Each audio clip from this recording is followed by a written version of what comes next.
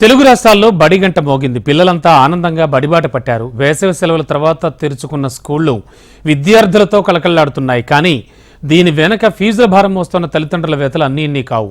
Private పాఠశాలల్లో ఫీజులను నియంత్రించాలంటూ ఓ పక్క పేరెంట్స్ గగ్గోలు పెడుతుంటే స్కూల్ యాజమాన్యాలు మాత్రం ఫీజుల పేరిట దోచుకోవడం లేదని, స్కూల్ నడిపేందుకు నాణ్యమైన విద్య అందించేందుకు అవసరమైన ఫీజులు మాత్రమే తీసుకుంటున్నారు. ఎవరి వాదనలో నిజమెంతుంది? ప్రైవేట్ స్కూళ్లలో అసలు ఏం జరుగుతోంది? ప్రైవేట్ ఫీజుల దోపిడీపై ఎన్ని చర్యలు తీసుకున్నా ఫలితం మాత్రం కనిపించడం లేదు. ఫీజుల నియంత్రణ కోసం కమిటీలు, కమిషన్లు వేసినా ఎవ్వరూ పట్టించుకోవడం లేదు. శ్రీకాకుళం జిల్లాలో ఫీజుల వసూలుపై పేరెంట్స్ గగ్గోలు పెడుతున్నారు. నర్సరీ నుంచి 5వ తరగతి వరకు వేలల్లో ఫీజులు చెల్లించాల్సి వస్తోంది. ఏరియాను బట్టి స్కూల్ ఫీజులు చెల్లించేలా ప్రభుత్వం జీవోలు తెచ్చినా అవి ఏమాత్రం అమలుకు నోచుకోవడం లేదు. ప్రైవేట్ స్కూళ్లలో అధిక ఫీజులపై తెలుగు రాష్ట్రాల్లో తల్లిదండ్రులు ఆందోళన వ్యక్తం చేస్తున్నారు. ప్రైవేట్ స్కూళ్లలో ఫీజులను నియంత్రించేందుకు ఎన్ని చర్యలు తీసుకున్నా ఫలితం మాత్రం అంతంత మాత్రంగానే ఉంది. పిల్లలకు నాణ్యమైన విద్య అందించేందుకు పరుగులు తీస్తున్న చాలా మంది తల్లిదండ్రులకు అప్పులే మిగులుతున్నాయి. దీనంతటికీ కారణం ప్రైవేట్ స్కూళ్లలో అవసరానికి మించిన ఫీజుల వసూళ్లే. గత ప్రభుత్వం పాఠశాలల్లో అధిక ఫీజులపై హైకోర్టు రిటైర్డ్ జడ్జి చైర్మన్గా పలువురు విద్యారంగ నిపుణులతో పాఠశాల విద్య పర్యవేక్షణ కమిషన్ను ఏర్పాటు చేసింది. ఏడాది నుంచి శ్రీకాకుళం జిల్లాలో కమిషన్ ఫీజుల రెగ్యులేటరీ వ్యవస్థ పర్యవేక్షణ చేస్తోంది. శ్రీకాకుళం జిల్లాలో 20 ప్రైవేట్ ఎయిడెడ్ పాఠశాలలు, 517 ప్రైవేట్ అన్ఎయిడెడ్ స్కూళ్లు, 9 ప్రైవేట్ అన్ఎయిడెడ్ సిబిఎస్ఈ పాఠశాలలు మాత్రమే అధికార లెక్కల్లో ఉన్నాయి.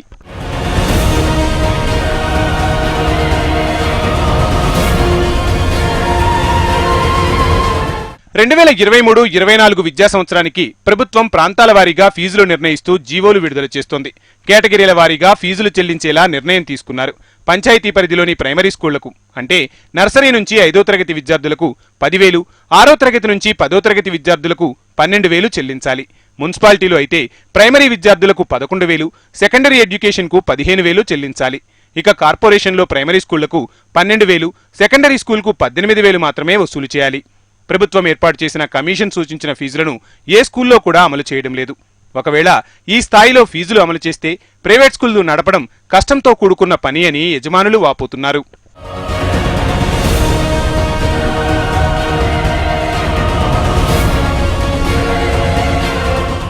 ప్రైవేట్ స్కూల్ నిర్వహణ కష్టనష్టాలతో కూడుకొని ఉంటుంది. ప్రభుత్వం సూచించిన ఫీజులతో స్కూల్స్ నడపడం సాధ్యమయ్యే పని కాదన్నది స్కూల్ యాజమాన్యాల వాదన.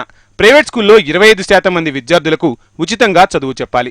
ఇకపై మిగతా 75% మంది విద్యార్థుల ద్వారా వసూలు చేసిన ఫీజులతోనే స్కూల్ నిర్వహించాలి. టీచర్ల జీతాలు చెల్లించడంతో పాటు ప్రతి ఏడాది టీచర్ల వేతనాల్లో 5 నుంచి 10% పెంచాల్సి ఉంటుంది.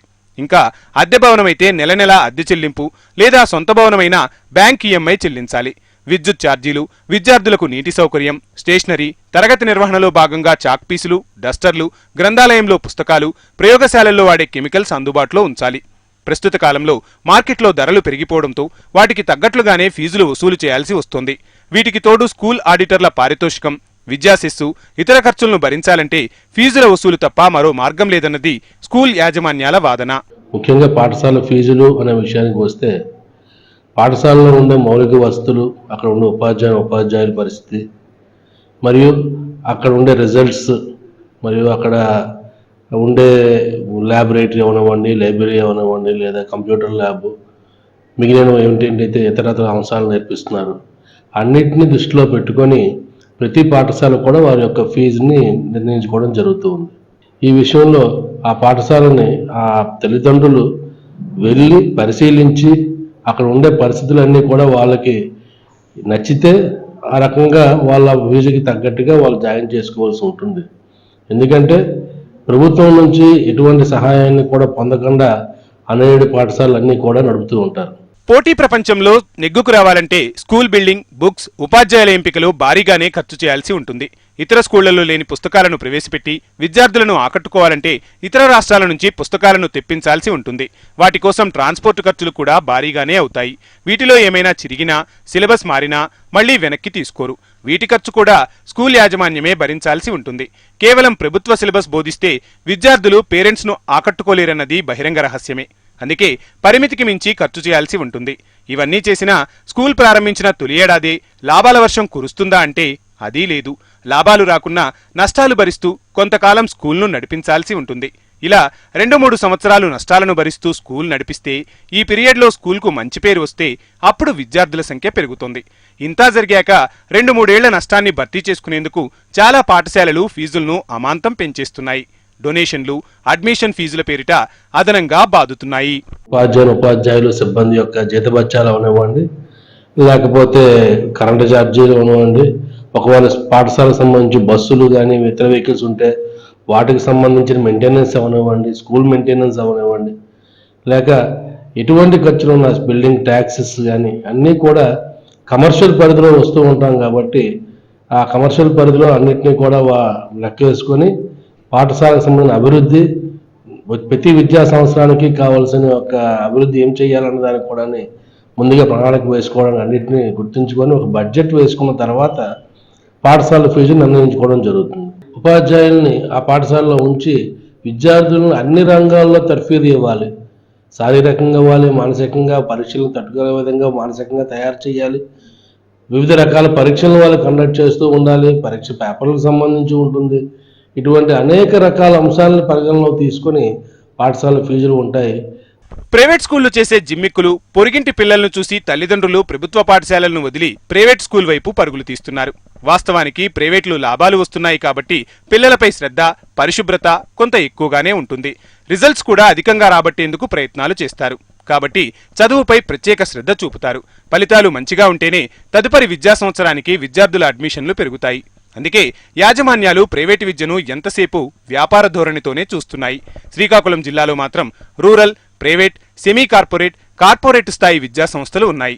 ఇంటర్నేషనల్ స్కూల్స్ మాత్రం లేవు. అయినా ఫీజులు మాత్రం ఇంటర్నేషనల్ స్థాయిలో వసూలు చేస్తున్నారు.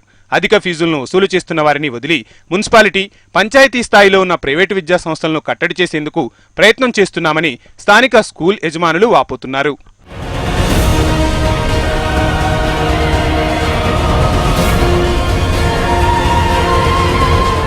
శ్రీకాకుళం జిల్లాలో గ్రామీణ ప్రాంతాల్లో నడుస్తున్న చిన్న, మధ్యతరగతి ప్రైవేట్ స్కూల్స్ ఎక్కువగానే ఉన్నట్లు తెలుస్తోంది. ఇలాంటి ఏరియాలో కూడా విద్యార్థులు ప్రైవేట్ స్కూళ్ల వైపు మొగ్గు చూపడం ప్రైవేటుపై ఉన్న మోజును వెల్లడి చేస్తోంది. దీంతో ప్రైవేటు ఫీజులు అధికంగా వసూలు చేస్తున్నట్లు ఆరోపిస్తున్నా అదే స్కూల్కు పిల్లలను పంపక తప్పని పరిస్థితి. అయితే ఫీజుల పేరిట దోచుకోవడం లేదని, చాలా ఇబ్బందులు పడుతూనే తప్పనిసరి పరిస్థితుల్లో ఫీజులు వసూలు చేస్తున్నామంటున్నది స్కూల్ యాజమాన్యాల వాదన. ప్రతి ఏటా కేవలం 5% ఫీజులు మాత్రమే పెంచుతున్నామని, అది కూడా ఉపాధ్యాయులకు జీతాలు ప్రతి ఏటా పెంచాలి కాబట్టి అదనంగా వసూలు చేయాల్సి వస్తుందని అంటున్నారు. వసూలైన ఫీజులో 50% టీచర్ల జీతాలకే సరిపోతున్నాయని, మిగతా ఖర్చులు ప్రభుత్వ పన్నులు అధికంగానే ఉంటున్నాయని సమర్థించుకుంటున్నారు ప్రైవేట్ స్కూల్ యాజమాన్యాలు. ముఖ్యంగా ఈరోజు GOMS నెంబర్ 1 ప్రకారంగా దాని నియమ నిబంధనల్ని సూచన తప్పకుండా పాటిస్తున్నటువంటిది మా విద్యా సంస్థలని చెప్తున్నాం. ఇక్కడ ఒక బాధాకరమైనటువంటి విషయం ఏంటంటే, ప్రైవేటు విద్యా సంస్థలు అనగానే అందులో ఇక్కడ గుర్తు చేసుకోవాల్సిన మరొక విషయం corporate, semi corporate, international schools, అదేవిధంగా రూరల్ బడ్జెట్ స్కూల్స్ ఇలా కేటగిరీ చేయబడి ఉన్నాయి. దీనిలో ఏదైతే చాలా మంది తల్లిదండ్రులు చాలా వేదనతో, ఆవేదనతో మాట్లాడుతున్నటువంటి ఆ విషయం ఏదైతే ఉందో, ఫీజుల్ని పెంచటం అనే విషయం అనేది ఇది పూర్తిగా ఆ international, corporate and semi corporate schools వల్ల మాత్రమే గాని ఈ రూరల్ బడ్జెట్ స్కూల్స్ విషయానికి అది ఏమాత్రం కూడా వర్తించదు అని మాత్రం నిస్సందేహంగా చెప్పగలం. తల్లిదండ్రులు మాత్రం బాబోయ్ ఇవేం చదువులురా నాయనా అంటూ లబోదిబోం అంటున్నారు. ప్రైవేట్ స్కూల్లో చదవడం మాటేమో కానీ చదువును కొనుక్కోవలసి వస్తుందని వాపోతున్నారు. పోటీ ప్రపంచంలో అప్పులు చేసైనా పిల్లలను చదివించాల్సి వస్తోందని ఆవేదన వ్యక్తం చేస్తున్నారు. నాణ్యమైన విద్య పేరుతో ప్రైవేట్ స్కూళ్ల వైపు పరుగులు పెట్టి పేరెంట్స్ పీకల్లోతు అప్పుల్లో కూరుకుపోతున్నారు. ప్రైవేట్ స్కూల్ యాజమాన్యాలు ఎన్ని సూక్తులు వల్లించినా LKGకి జిల్లా కేంద్రాల్లో 40,000 రూపాయలు వసూలు చేస్తున్నారన్నమాట వాస్తవమే. ఈ ప్రైవేట్ స్కూల్స్ లో ఫీజులు మాత్రం చాలా ఎక్కువగా వసూలు చేస్తున్నారండి. ఫర్ ఎగ్జాంపుల్ తీసుకుంటే LKG నుంచి తీసుకున్నా సరే మినిమం 40,000 ఫీజు వసూలు చేస్తున్నారు. అదే కాకుండా యూనిఫామ్లు అంటారు, బుక్స్ అంటారు, తర్వాత ఇతరత్ర బోల్డ్ అనే విషయాలు, ఎగ్జామినేషన్ ఫీజులు అంటారు. ఇలాగా సాటి పేరెంట్ మీద విద్య మీదే చాలా భారం పడుతుందండి. ఈ భారాన్ని ప్రభుత్వం ఆలోచించి ఒక నిర్ణయం తీసుకోవాలి. ఇంతకు ముందు కూడా జగన్మోహన్ రెడ్డి గారి ప్రభుత్వంలో కూడా ఆయన చెప్పారు, ఈ విద్యా వ్యవస్థను, ప్రైవేటు విద్యా వ్యవస్థ మీద ఒక చట్టం తీసుకొస్తామని చెప్పారు. కానీ అది అలాగే గాలికే వదిలేశారు, కానీ ఎవరు పట్టించుకోవట్లేదు. ఒక సాటి పేరెంట్ గా ఎవరైనా సరే మీరు విద్యకి వైద్యానికే కదండి ఎక్కువగా ఖర్చు పెట్టేది, ఎక్కువ వెచ్చించేది ధనం. కాబట్టి ప్రభుత్వాన్ని మేము ఒకటే కోరుకుంటున్నాం ఏంటంటే ఈ ప్రైవేటు విద్య ఏదైతే ఉందో దీంట్లో ఫీజులు మాత్రం తగ్గించాలండి. ఫీజులు, తర్వాత పుస్తకాల ఫీజులు, యూనిఫామ్ ఫీజులు ఇవన్నీ తగ్గించాలి. దీని మీద ప్రభుత్వం మాత్రం చర్య తీసుకోవాలండి. ప్రభుత్వ పాఠశాలలను ఎంత ఆధునీకరించినా ప్రైవేట్ స్కూళ్లకు దీటుగా పిల్లలను ఆకట్టుకోలేకపోతున్నాయి. అమ్మఒడి, విద్యాదీవెన వంటి పథకాలతో ప్రభుత్వం డబ్బులు వృధా చేసే కంటే ఆ నిధులను ప్రభుత్వ స్కూళ్లు బాగుపడేందుకు ఉపయోగిస్తే మంచిదని తల్లిదండ్రులు, విద్యార్థులు కోరుతున్నారు. ప్రభుత్వ స్కూళ్లను ప్రైవేటు, కార్పొరేట్ స్థాయిలో తీర్చిదిద్దితే పిల్లలు ఆటోమేటిక్గా సర్కారు బడిబాట పడతారు. అదేవిధంగా ఫీజుల నియంత్రణ కూడా పూర్తిగా ప్రభుత్వం చేతిలో ఉంటే ప్రైవేటు యజమానుల ఆటలు సాగవంటున్నారు తల్లిదండ్రులు. ప్రైవేట్ వ్యవస్థ మొత్తం ఎలా అంటే ఒక వ్యాపార ద్వారంతో ఫీజులు విపరీతంగా పెంచేస్తున్నారు. ఏదో తగ్గిస్తామన్నట్టు తగ్గిస్తున్నారు. ఆ తగ్గించే అనే ఆశతోనే అందరూ కాలేజీలో జాయిన్ అయిపోతున్నారు. కాలేజీలు జాయిన్ అయిపోయాక బుక్స్ ఫీజు అని, ఆ ఫీజు అని, ఈ ఫీజు అని, ల్యాబ్ ఫీజు అని కట్టలేనటువంటి పరిస్థితుల్లో తల్లిదండ్రుల పరిస్థితి అనేది ఉంది. ఇది ప్రభుత్వం గుర్తించాలి.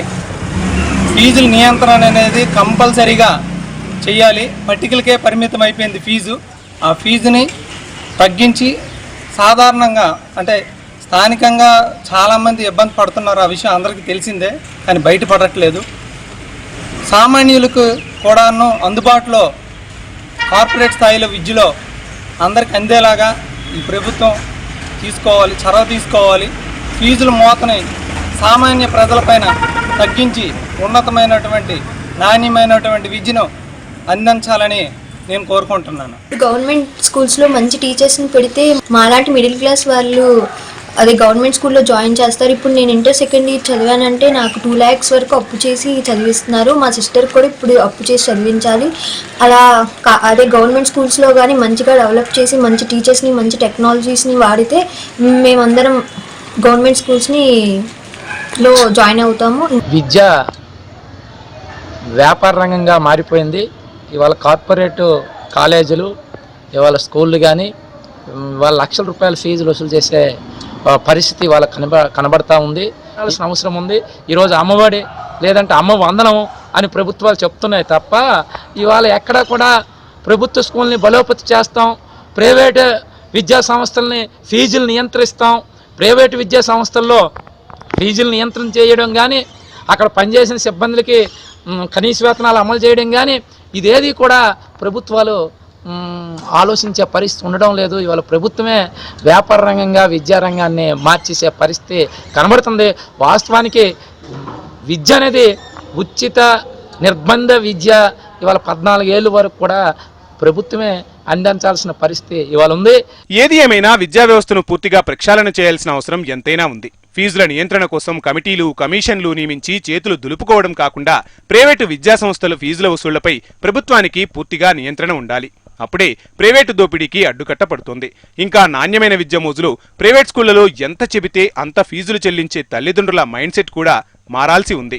పూర్తి స్థాయిలో శిక్షణ పొంది క్వాలిటీ ఎడ్యుకేషన్ అందజేస్తున్న ప్రభుత్వ ఉపాధ్యాయులపై నమ్మకంతో పిల్లలను సర్కారు బడికి పంపితే చదువుకి చదువు, జేబుకి చిల్లు తప్పుతుంది.